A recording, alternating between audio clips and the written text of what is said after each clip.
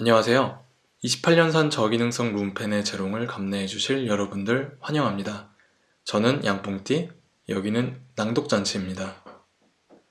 저번에 데카르트의 방법서설을 읽은 것에 이어서 임마누엘 칸트의 순수이성 비판의 서문과 들어가는 말을 낭독하겠습니다.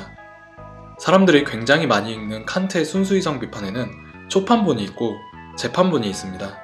이건 한국 출판사에서 새로 번역 판본을 낸 게 아니라 칸트 자신이 순수이성 비판의 초판본의 내용을 보강하여 재판본을 새로 쓴 겁니다. 그 과정에서 재판본의 많은 부분이 아예 처음부터 새로 쓰였기 때문에 한국에 출판된 많은 번역서들은 어떤 단락이 초판본에 해당하는지 혹은 재판본에 해당하는지 표기를 해두고 있습니다. 오늘 저는 칸트의 순수이성 비판의 초판본을 읽겠습니다. 초판본이 더 짧기 때문입니다. 그런데 사실 저는 앞서 데카르트의 일성차를 읽으면서 마치 데카르트의 문제의식이 인식론적 회의주의, 즉 경험적 지식의 정당화 문제에 놓여있는 것처럼 이야기를 했고, 따라서 개별적인 경험과학에 정당화를 제공할 수 있는 토대학문, 즉 철학의 정초를 요구했다는 것이라고 이야기한 바 있습니다. 그런데 사실 그렇게만 보기는 좀 어렵습니다. 데카르트가 토대학문의 정초가 필요하다고 논한 거는 어느 정도 그럴듯한 이야기이지만, 그가 토대학문의 정초의 필요성을 역설한 이유가 단지 경험적 지식의 정당화에만 놓여있는 건 아닌 것 같습니다. 예를 들어서 꿈논증은 분명히 지각적 지식, 다시 말해서 참된 경험적 지식을 불가능하게 만드는 가능성을 그 논증 내에 함축하고는 있지만, 악령의 가설까지, 악령의 논증까지 경험적 지식에 관한 것으로 한정되진 않거든요. 악령의 가설은 어떤 지식이 경험적이든 선험적, 즉 논리적으로 경험 이전의 것들로부터 발생한 지식이든 간에 이게 경험적이건 혹은 선험적이건 모든 지식을 불가능하게 만드는 가능성을 제기하는 논증이니까요. 근데 한편 이와 달리 칸트의 순수이성 비판은 꽤 분명하게 경험적 지식의 가능성, 경험 과학의 가능성에 대해 직접적으로 묻고 있는 것 같습니다. 칸트는 이에 대해서 오늘 낭독하면서 수차례 반복될 용어지만 선천적 종합 판단, 이것이 어떻게 가능한지를 생각해 봄으로써 경험과학 그리고 경험적 지식에 대한 정당화를 제공하는 학문이 어떻게 가능할 수 있는지를 묻습니다. 그리고 이러한 역할을 수행하는 학문을 선함철학이라고 이야기하죠. 그러니까 선함철학은 경험적 지식의 가능 조건들을 대상으로 삼는 선험적 학문입니다. 그런데 여기서 등장한 순수이성 비판의 주요 개념인 아프리오리와 트란센덴탈이라는 개념과 관련해서 지금 2018년 한국에서 칸트 연구자들 간에 이 개념들을 어떻게 번역할 것인지를 둘러싸고 아주 치열한 논쟁이 벌어지고 있습니다. 한국에서 나오는 많은 칸트 관련 논문이나 서적에서 선천적 종합판단이라는 개념 내의 아프리오리는 선험적, 선천적, 선차적, 그리고 아프리오리 등으로 번역되고 있고요. 선험철학에서 사용된 트란센덴탈은 초월적, 선험적, 선험론적으로 번역되고 있습니다. 개념 사용을 명확하게 밝혀야 한다는 관점에서 바라봤을 때 이 상황이 굉장히 혼란스럽긴 한 거죠. 번역어를 사용하는데 매 순간 원어를 변기해야 한다면 이건 좀 꽤 비효율적일 뿐더러 아프리오리와 트란센덴탈을 역자와 출판사에 따라서 다르게 번역하여 구분해 놓긴 하지만, 한 책에선 그게 구분되긴 하지만 각기 다른 번역본을 교차해보면 이 두 개념어를 동시에 선험적이라고 번역하니까 독자 입장에선 굉장히 혼란스러운 거죠. 그런데 이 논쟁이 학회에서 논문이나 발표를 통한 학술적 교류가 아닌, 그게 아니라 학술적 교류를 통해서가 아니라 아프리오리를 선험적 또는 선차적으로, 그리고 트란센덴탈을 초월적으로 번역한 백종현 역 아카넷 출판 번역본의 대해 오역의 여지가 있다고 생각한 한국 칸트 학회 내 다른 연구자들이 아프리오리로 트랜센덴탈은 선언적으로 번역한 한국 칸트 학회 역 한길사 출판 번역본을 출간하면서 이 논쟁이 촉발된 건 사실입니다. 하지만 이 논쟁은 한국에서 철학을 공부하는 사람들에겐 겉으로 보이는 이 일련의 사건들의 외양이 뭐냐 보다 이 논쟁이 발생했다는 것 그 자체가 더 중요한 것 같습니다. 번역자들에게 큰 빚을 지고 있는 한국 철학계의 특성에도 불구하고 번역 작업이 연구업적으로서 대우받지 못하는 현실적 문제와 무엇이 좋은 번역인가에 대한 진지한 성찰, 그리고 무엇보다도 칸트의 이론이 직간접적으로 인용해야 하는 대부분의 철학을 공부하는 사람들에게 이 논쟁은 굉장히 반가울 따름입니다. 이 번역어 논쟁에서 주로 다뤄지는 개념은 단 두 가지의 개념이죠. 그렇지만 이 논쟁이 가열되고 복잡하게 전개될수록 칸트의 철학에 대해 더 세심하게 이해할 수 있을 것 같거든요. 그래서 저 개인적으로는 아프리오리는 선천적, 트랜센덴탈은 선언론적, 줄여서 선언적이라고 번역하는 게 옳다고 생각합니다. 왜 그렇게 주장하는지를 설명하는 건 지금으로서는 힘듭니다. 왜냐면 저는 어떤 철학에 대해 설명할 능력도 깜냥도 안 되니까요. 오늘 낭독할 책은 임마누엘 칸트, 김석수 역, 순수이성 비판 서문이고요. 책세상에서 2002년에 출간된 판본입니다. 그 판본의 서문, 초판과 들어가는 말, 초판을 읽겠습니다. 오늘 제가 가진 책이 2부판밖에 없어서요. 정확한 페이지 수로는 표기할 수가 없습니다. 뿐만 아니라 사실은 새로 번역된 한길사판으로 좀 읽고 싶었는데 아직 순수이성 비판 한길사판이 출간이 안 됐더라고요.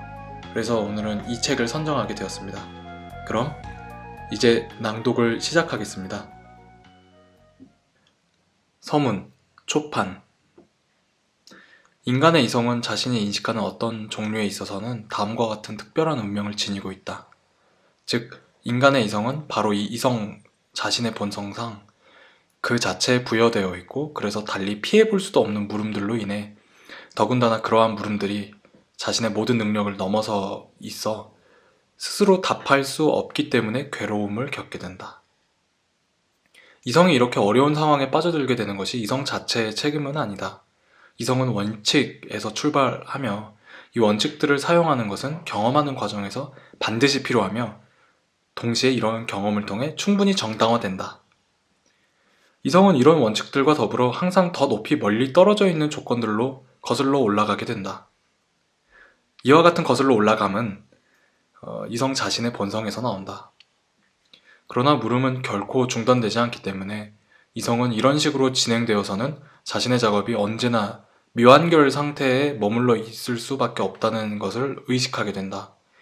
그래서 이성은 모든 가능한 경험적 사용을 넘어서면서도 아마 보통의 인간 이성도 동의할 정도로 확실한 것처럼 보이는 원칙들로 도피하지 않을 수 없음을 알고 있다. 그러나 이성은 바로 이 때문에 혼미함과 모순에 빠지게 된다. 비록 이성은 그런 상황에서도 어디엔가 숨겨진 잘못이 근저에 놓여있음을 간파해낼 수 있지만 그 잘못을 들추어낼 수는 없다. 왜냐하면 이성이 사용하는 원칙들은 모든 경험의 한계를 넘어서 있으므로 더 이상 경험이 제시하는 그 어떤 시금석도 인정하지 않기 때문이다. 이렇게 끝없이 전개되는 논쟁의 싸움터를 바로 형이상학이라고 일컫는다. 한때는 형이상학이 모든 학문의 여왕이라 불리기도 했다. 그리고 만약 우리가 의지를 행위로 여긴다면 형이상학은 자신이 취급하는 대상들의 특별한 중요성 때문에 마땅히 이런 여왕이라는 존칭을 받을 만하다. 하지만 이제 형이상학의 온갖 모욕을 표명하는 것이 시대의 유행처럼 되어버렸고 그래서 늙은 귀부인이 되어버린 이 형이상학은 헤쿠바처럼 쫓겨나 버림받고 탄식에 잠겨있다.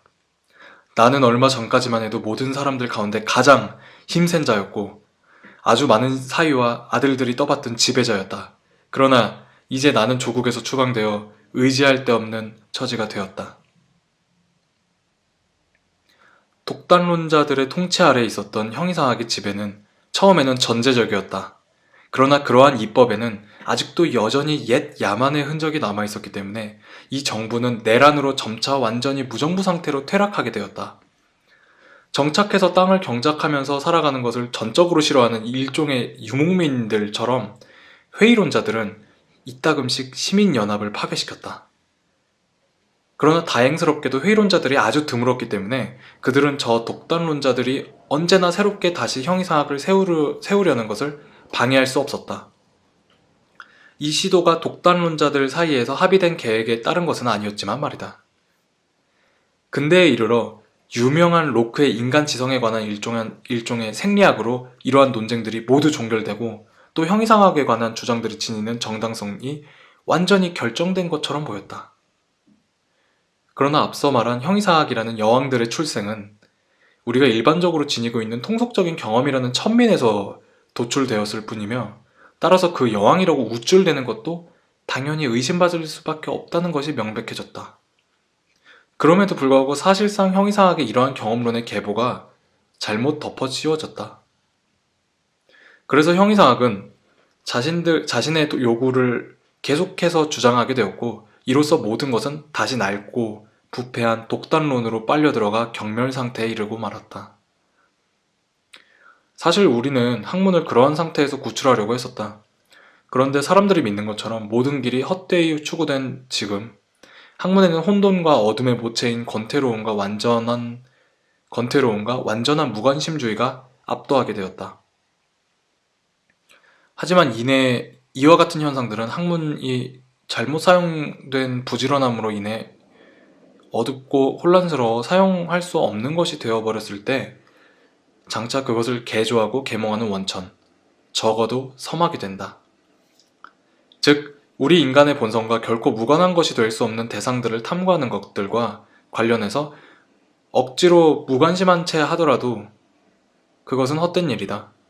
또한 형이상학과 관련하여 저 헛된 무관심주의자들이 학술적인 용어를 통속적인 어조로 바꾸어 놓음으로써 자신들을 알아보지 못하게 위장하려고 한다 할지라도 그들이 단지 무언가를 생각하는 한 자신들이 대단히 경멸한다고 외쳤던 바로 저 형이상학적 주장들에 다시 빠져들지 않을 수 없다. 그러나 모든 학문이 번창하는 한가운데서 일어나는 이러한 무관심들과 아울러 이런 학문들과 관련하여 모든 학문들 중에서 그러한 학문들에 대한 알을 가장 적게 포기했던 무관심도 주의하여 반성해 볼 만한 현상이다. 이러한 무관심은 분명 경솔함이 아니라 거짓된 알을 통해서 더 이상 질질 끌어갈 수 없다는 당시의 성숙된 판단력에서 연유한다. 그리고 이러한 무관심은 이성으로 하여금 스스로 부여된 일 중에서 가장 어려운 자기를 인식하는 일을 새로이 떠맡아 재판소를 설립할 것을 요구한다. 이 법정은 이성이 제시하는 자신의 정당한 주장들을 안전하게 보호해주지만 반대로 모든 근거 없는 주장들은 힘있는 자의 명령이 아니라 이성의 영구 불변한 법칙들로 제거할 수 있다. 바로 이러한 재판소가 순수이성 비판 그 자체인 것이다. 바로 이러한 재판소가 바로 순수이성 비판 그 자체인 것이다. 그러나 내가 이 비판이라는 것 아래 의미하고자 하는 것은 책이나 체계에 대한 이성이 아니라 모든 경험과 독립하여 이성이 추구하려는 모든 인식과 관련하여 이성 능력 일반에 대한 비판이다. 따라서 이 비판은 형이상학 일반의 가능성과 불가능성을 결정하고 그것의 원천뿐만 아니라 범위와 한계를 규정하는 것을 의미한다. 그러나 나는 이 모든 것을 원리에 따라 결정하고자 한다. 이제 나는 탐험되지 않고 유일하게 남은 이 비판의 길에서 출발하여 그동안 경험을 떠나 사용되었기 때문에 이성이 스스로 모순을 겪어야 했던 모든 잘못을 제거하고 안전한 길을 발견했다고 자유한다. 나는 이성의 이러한 물음들을 인간 이성의 무능력을 핑계삼아 피하려고 하지 않는다. 오히려 나는 이러한 물음들을 원리에 따라 완전히 분류했으며 그런 다음 이성이 이성 자신에 대해서 오해한 점을 찾아내서 이성 자신이 완전히 만족할 정도로 이 물음을 해결했다. 정말이지 이러한 물음에 대한 답변은 결코 독단적으로 공상에 빠져드는 지식욕이 기대할지도 모르는 결과가 되지 않는다. 왜냐하면 그와 같은 지식욕은 내가 이해할 수 없는 마술을 통하지 않고는 달리 만족될 수 없기 때문이다. 그러나 이런 식으로 물음들에 대해서 답변을 찾는 것은 우리 이성이 결정하는 자연적 사명의 의도는 아니었다. 그리고 철학의 의무는 오해에서 발생한 속임수를 제거하는 것이었다.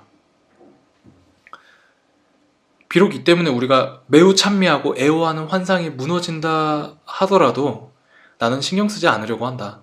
나는 이런 일에 종사하면서 나의 주된 목표를 주도 면밀하게 완수해냈으며 그래서 나는 해결되지 않거나 적어도 문제를 해결하기 위한 열쇠가 제공되지 않는 형이상학적 문제는 단 하나도 없을 것임을 과감하게 주장하고자 한다. 사실 순수이성도 아주 완벽한 하나의 통일체이다. 그래서 이 이성의 원리가 이성 자신의 본성이 자신에게 부과한 이 모든 문제 중 단 하나의 문제에 대해서라도 답을 제시하기에 불충분하다면 우리는 이 원리를 계속해서 거절해도 될 것이다. 왜냐하면 그와 같은 원리는 나머지 다른 문제들 중 그 어떤 문제들을 다룰 경우에도 더 이상 충분히 신뢰할 만한 답을 제시해주지 못할 것이기 때문이다. 이런 주장을 하는 과정에서 나는 독자의 얼굴에 겉으로는 아주 거만하고 불손해 보이는 내 주장에 대해 경멸 섞인 불쾌감이 나타나는 것을 감지해낼 수 있을 것이다. 그럼에도 불구하고 내가 하는 이런 주장은 가령 영혼의 단순한 본성이나 세계의 시초가 불가피함을 입증한다고 내세우는 가장 통속적인 계획을 입안한 모든 사람들의 주장과는 비교가 안 될 정도로 적절하다. 왜냐하면 이들이 가능한 경험의 모든 한계를 넘어서 인간의 인식을 확장시킬 것을 자청해서 떠맡는 반면 나는 겸허하게 이것이 내 능력을 완전히 넘어서는 일임을 고백하고자 하기 때문이다. 그래서 나는 이들과 달리 이성 자체와 그것의 순수 사유에만 관계해야 한다. 나는 그런 것들에 대한 주도 면밀한 알을 얻기 위해 나를 벗어나 멀리 나아갈 필요가 없다. 왜냐하면 나는 나 자신 안에서 그런 것들을 만나기 때문이다.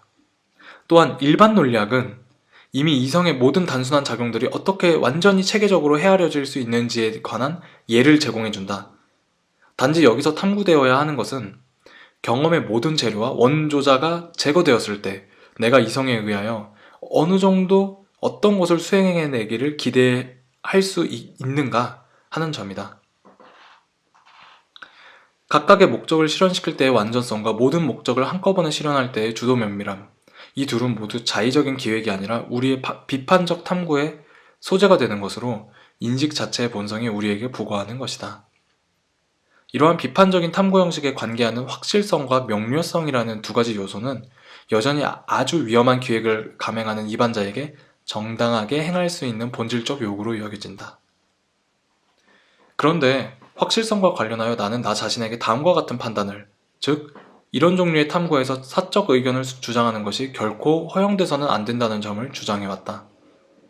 그래서 단지 가설 수준에 머물러 있는 것으로 여겨지는 모든 것은 판매되어서는 안 되는 물건이다.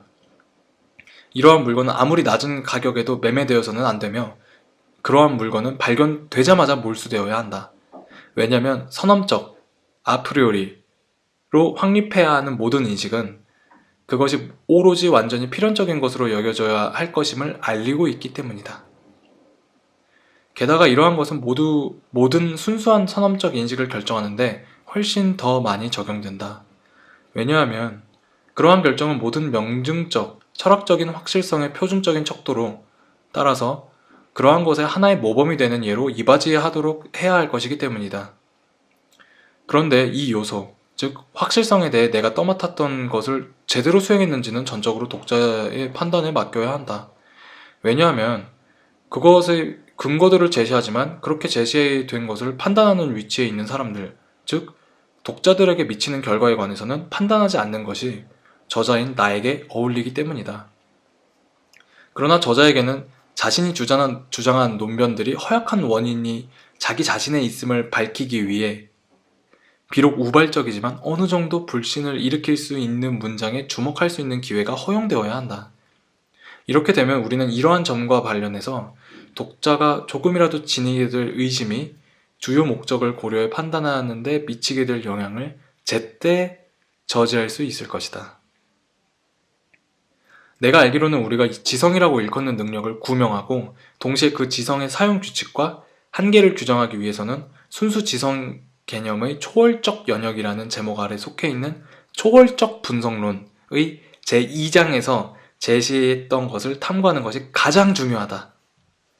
또한 이 탐구를 위해서 나는 엄청난 노력의 대가를 치렀다. 그러나 내가 기대했듯이 그러한 탐구를 위해 내가 치른 노력은 결코 헛된 것이 아니었다. 어느 정도 깊이를 갖고 기초가 세워져 있는 이런 탐구에는 두 가지 측면이 있다. 한 측면은 순수 지성의 대상들에 관계하여 그러한 지성의 선언적 개념들이 지니고 있는 객관적 타당성을 제시하고 파악하려는 것이었다. 바로 이 때문에 이 전자의 측면을 고려하는 것은 또한 나의 목적의 본질적인 요소가 된다. 또 다른 한 측면은 순수 지성 자체를 그것이 바탕을 두고 있는 가능성과 인식 능력에 따라 탐구하는 것에서 출발하는 것이다. 따라서 이 측면은 순수 지성 자체를 주관적 관계 속에서 고찰하는 것이다. 비록 내가 주목적으로 삼고 있는 관점에서 볼 때 이 후자를 해명하는 것은 대단히 중요하기는 하지만 나의 주목적의 본질적인 부분이 되지는 못한다. 왜냐하면 나에게 여전히 주요한 문제로 남는 것은 지성과 이성이 모든 경험에서 벗어나 얼마나 많이 무엇을 인식할 수 있는가 하는 것이지 사유할 수 있는 능력 자체가 어떻게 가능하냐가 아니기 때문이다. 말하자면 후자는 주어진 결과에 대한 원인을 탐구하는 것이기 때문에 그러한 한에서 그것은 그 자체로 가설과 유사한 형태를 띈다. 물론 내가 다른 곳에서 제시하려고 했듯이 사실은 그것이 그런 상태에 놓이는 것은 아니다. 그래서 마치 내가 나의 사적인 견해를 수용하는 경우처럼 보이고 독자도 자유로이 다른 사적인 견해를 표현하는 것을 허용하는 것처럼 보인다. 이러한 점을 고려해 볼 때 나는 독자에게 다음과 같은 사실을 상기시킴으로써 그의 비판을 예방하려고 한다. 비록 주관적 영역의 경우에는 내가 기대하는 완전한 확신을 산출할 수 없었다 할지라도 내가 여기서 주로 관심을 갖고 있는 객관적 영역의 경우에는 매우 강력한 효력을 미친다. 92쪽에서 93쪽까지 주장했던 것만으로도 이러한 문제에 관해서는 충분할 것이다. 마지막으로 명석함과 관련하여 독자에게는 먼저 개념을 통하여 논리적 명료함을 요구할 권리가 있으며 다음으로 직관을 통하여 즉 예나 다른 구체적인 해명을 통하여 직관적인 감성적인 명료함을 요구할 권리가 있다. 나는 전자에 대해서는 충분히 고려했다. 그것은 나의 기획의 필수적인 요소였다. 그러나 이것은 또한 내가 두 번째의 그다지 엄밀하지는 않지만 그래도 아주 합당한 요구를 정당하게 행사할 수 없는 예상치 않은 원인이 되었다. 나는 작업을 해나가는 과정에서 이 문제를 어떻게 다루어야 할 것인지에 대해 거의 계속적으로 결론을 내지 못하고 머뭇거리고 있었다. 예와 해명들이 나에게는 항상 필요한 것처럼 여겨졌고 따라서 실제로 나의 초고에서는 요구되는 적절한 자리에 그것을 배치시켰다. 하지만 나는 내가 다루어야 할 과제가 대단하고 내가 관계해야 할 대상들의 양이 다양함을 곧 알게 되었다. 그리고 이 과제와 연구 대상들을 무미건조하고 순전히 스콜라적인 형태로 다루는 것만으로도 이미 이 책의 부피를 매우 두껍게 만들 것임을 알고 있었기 때문에 통속적 관점에서만 필요한 예나 해명들로 또다시 책을 부풀린다면 그것은 적합하지 않다는 것을 나는 알고 있었다. 특히 나의 이와 같은 작업은 이런 통속적인 사용에는 결코 적합할 수 없었을 것이다. 본래 학문에 정통한 사람이라면 이러한 편리함으로써의 통속화가 필요하지 않을 것이다. 물론 이러한 통속화는 언제나 우리의 기분을 즐겁게 해주는 것은 사실이지만 오히려 목적에 반하는 역효과를 산출할 수도 있다. 테라손의 수도원장이 주장하듯이 우리가 한 권의 책이 위대함을 그 책의 쪽수가 아니라 그 책을 이해하는 데 소요하는 시간으로 측정한다면 우리는 많은 책에 관해 이렇게 말할 수 있을 것이다. 그 책이 너무 짧지 않았다면 오히려 그 책은 훨씬 더 짧아졌을 것이다. 즉, 책 쪽수를 줄이기 위해서 책을 너무 짧게 쓰게 되면 그 책을 이해하는데 더 많은 시간이 걸리게 되어 결국 그 책을 더 두껍게 만드는 꼴이 된다. 그러나 다른 한편 우리가 광범위하지만 하나의 원리에 통일되어 있는 사변적 인식의 전체를 파악하는 것을 목적으로 한다면 우리는 아주 당연히 많은 책은 스스로 너무 명료해지려고 하지 않았다면 오히려 훨씬 더 명료해졌을 것이다 라고 주장할 수 있을 것이다. 왜냐하면 명료함에 대한 도움들은 부분적으로는 도움이 되지만 우리가 전체를 파악하는 데는 종종 혼란스럽게 하기 때문이다. 그러한 도움들은 독자로 하여금 그다지 신속하게 전체를 조망하지 못하게 하며 뜻을 해명하기 위해 제시하는 내용물의 밝은 채색은 오히려 체계의 연결 구조와 조직을 덮어씌워 알지 못하게 만든다. 그런데 우리의 주된 관심사는 이 체계가 지니고 있는 통일성과 견고성을 판단할 수 있는 능력이다. 내가 생각하기에 저자가 여기서 제시한 기획에 따라 완벽하고 지속적인 방식으로 위대하고도 중요한 작업을 완수해내려면 독자는 저자의 그러한 노력을 자신의 노력과 하나로 통일시키고자 하는 것을 적지 않은 유혹으로 느끼게 될 것이다. 우리가 여기서 채택하게 된 생각에 따르면 형이상학은 모든 학문 중에서 비록 짧은 시간이지만 그리고 또한 미약하지만 통일된 노력으로 완성을 기약할 수 있는 모든 학문 중에서 유일한 학문이다. 그래서 우리의 후 세대들에게 남겨지게 되는 것은 바로 교수법에서 각자가 의도하는 바에 따라 모든 것을 정리하는 것이다. 그러나 그로 인해 내용이 조금이라도 더 늘어나는 상태가 되어서는 안 된다. 왜냐하면 그것은 순수 이성을 통해 우리가 점유한 모든 것에 대한 목록, 즉 체계적으로 정리된 목록일 뿐이기 때문이다. 여기에서는 아무것도 우리를 벗어날 수 없다. 왜냐하면 이성이 자기 자신에게서 산출하게 되는 것은 우리가 그것의 공통의 원리를 발견하자마자 숨겨질 수 없고 이성을 통해 스스로 드러나게 마련이기 때문이다. 이와 같은 종류의 인식의 완전한 통일은 더군다나 경험에서 나온 어떤 것이거나 특정한 경험으로 이끌 수밖에 없는 특수한 직관, 가령 이러한 인식을 확장시키거나 증대시키는 직관 같은 것이 전혀 개입하지 않고 오로지 순수한 개념에서 이루어진 통일은 이러한 무조건적인 완결성을 가능하게 만들 뿐만 아니라 필연적이게 한다. 너 자신의 집에 머물러 있어라. 그러면 너는 너의 재산 목록이 얼마나 단일하게 통일되어 있는지 인식할 수 있게 될 것이다. 나는 순수 사변 이성의 이러한 체계를 자연형이상학이라는 제목 아래 내놓고자 한다. 이것은 이 비판, 순수 이성 비판을 말한다. 이 비판에 비해 분량이 절반도 되지 않겠지만 그 내용은 비교할 수 없을 정도로 풍부하다. 현재의 이 비판은 자연형이상학의 가능성의 원천과 조건들을 가장 우선적으로 제시해야 했고 너무나 무성하게 잡초가 자란 집안을 깨끗하고도 평탄하게 만들어야만 했다. 여기 이 비판에서 나는 나의 독자에게 재판관으로서 지녀야 할 인내심과 공정성을 기대한다. 그러나 다른 한편으로는 즉 자연형이상학의 체계라는 차원에서는 협조자로서의 호의와 원조를 기대한다. 왜냐하면 체계에 대한 모든 원리가 이 비판에서 아무리 완벽하게 제시되었다 하더라도 체계 자체가 주도 면밀하기 위해서는 그 어떤 파생적 개념들도 결여되어 있어서는 안 되기 때문이다. 이 파생적 개념들은 선언적으로 어림잡아 헤아릴 수 있는 것이 아니고 점차 찾아져야 한다. 마찬가지로 비판에서는 개념들의 완전한 종합이 빠짐없이 완결되었기 때문에 여기에서는 즉 자연형이상학에서는 이것 외에 개념들을 분석하는 것과 관련해서도 바로 그와 같은 작업이 이루어져야 한다. 그러나 이러한 분석은 대단히 쉬운 일이어서 노동이기보다는 오히려 오락에 불과하다. 나는 인쇄와 관련하여 여전히 고려되어야 할 몇 가지만 말하고자 한다. 인쇄가 다소 지연되었기 때문에 나는 겨우 교정인쇄의 절반 정도를 볼 수 있었다. 물론 그 중에는 잘못 표기된 것도 발견할 수 있었다. 그러나 그것들은 379쪽 아래에서 넷째 줄에 스페시피쉬, 특정한 이라고 해야 할 것을 스캡티시, 회의적이라고 한 경우를 제외하고는 의미를 혼란스럽게 할 정도로 잘못 표기된 것은 아니었다. 425쪽에서 461쪽까지 나오는 순수 이성의 이율 배반은 표의 방식에 따라서 항상 정립 쪽에 속하는 것은 모두 왼쪽에, 반정립 쪽에 속하는 것은 모두 오른쪽에 오도록 배치했다. 내가 이렇게 한 것은 명제와 반명제가 서로 더 쉽게 비교될 수 있도록 하기 위해서였다.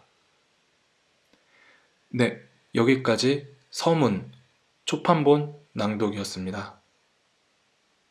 이어서 들어가는 말 초판본을 낭독하겠습니다.